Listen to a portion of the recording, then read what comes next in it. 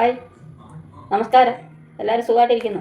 ഞാനേ ഇന്ന് കുറച്ച് ചീനി എനിക്ക് ഒരാൾ തന്നു. അപ്പോൾ അതങ്ങ് വറുത്തെടുക്കാമെന്ന് വേവിച്ചാൽ തിന്നാൻ ഇവിടെ ആളില്ല, ഞാനും കുഞ്ഞുമേ ഉള്ളൂ. മക്കളൊക്കെ അവർക്കും കുറച്ച് കൊടുത്ത്. അപ്പോൾ വെറുതെ കളയണ്ടല്ലോ എന്ന് വിചാരിച്ചു ഞാനിതൊന്ന് വറുത്തെടുക്കാമെന്ന് വിചാരിച്ചു. അത് ഞാൻ ഈ പരുവത്തിൽ അരിഞ്ഞെടുത്തിട്ടുണ്ട്. അതൊന്ന് വറുത്തെടുക്കാം. അതിന് വേണ്ടി ഞാൻ അലോയിയുടെ ഒരു ഉരുളി അടപ്പത്ത് വെച്ച് എണ്ണ ഒഴിച്ച് വെച്ച് ഇനി ഈ എണ്ണയൊന്ന് ചൂടായി വരട്ടെ. നമുക്ക് അങ്ങനെ ചീനി ഇട്ട് കൊടുക്കാം.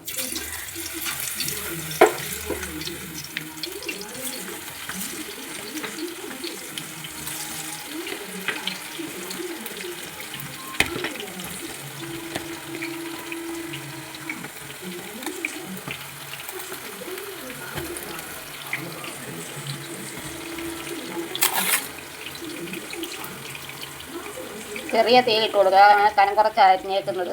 എന്നാലും ചീനി ആയാലും നമ്മൾ എത്ര അറിയാവുന്നവരായാലും നമ്മൾ അരിയുമ്പോൾ ചിലപ്പോൾ ചെറുതും വലുതും ഒക്കെ വരും. അതുകൊണ്ട് ചെറിയ തീയിലിട്ട് വലുതൊക്കെ പെട്ടെന്ന് മൂക്കത് ചെറുത് പെട്ടെന്ന് അങ്ങ് മൂക്കും. ഞാൻ ഒന്നിളക്കി കൊടുക്കും.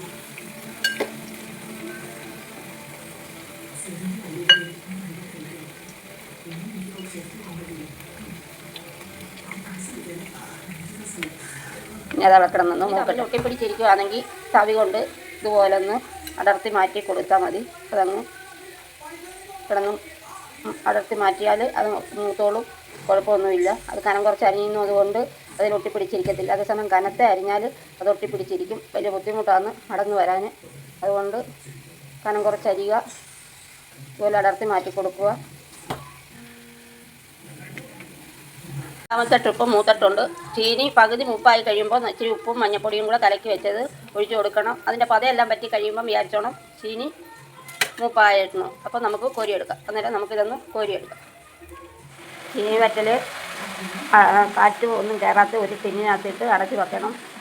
കുപ്പിപ്പരണിയാണെങ്കിൽ ഏറ്റവും നല്ലതാണ്. അല്ലെങ്കിൽ നമ്മളെ വെള്ളമയം ഒന്നുമില്ലാത്ത നല്ല കിറ്റുണ്ടെങ്കിൽ അതിനകത്ത് കെട്ടി ടിന്നിനകത്ത് അടച്ച് വെച്ചാൽ കുറേ കാലം ഉപയോഗിക്കാം. കാറ്റ് കയറിയാൽ പഞ്ഞി പോലെ ആയിപ്പോവും വറ്റൽ. അതുകൊണ്ട് തിന്നാനും സുഖമില്ല. അതുകൊണ്ട് ഒരു കാരണവശാലും തണുപ്പ് കയറാത്ത ടിന്നിലാണ് ഇട്ട് അടച്ച് വെക്കേണ്ടത്. പാം ഓയിലിനകത്ത് തന്നെ വറക്കണം. വറുത്താൽ നല്ലതാണ്, ചീത്തയാകത്തില്ല. നമ്മുടെ വെളിച്ചെണ്ണയുടെ വില അനുസരിച്ച് അത് ലാഭമുണ്ട്. അതുകൊണ്ട് എല്ലാവരും ഒന്ന് ട്രൈ ചെയ്ത് നോക്കണം. എൻ്റെ ഈ വീഡിയോ ഇഷ്ടപ്പെട്ടാൽ എല്ലാവരും ഒന്ന് ലൈക്ക് അടിച്ചേക്കണേ. അടുത്ത വീഡിയോ ആയിട്ട് ഉടനെ വരാൻ നോക്കാം. ബായ്.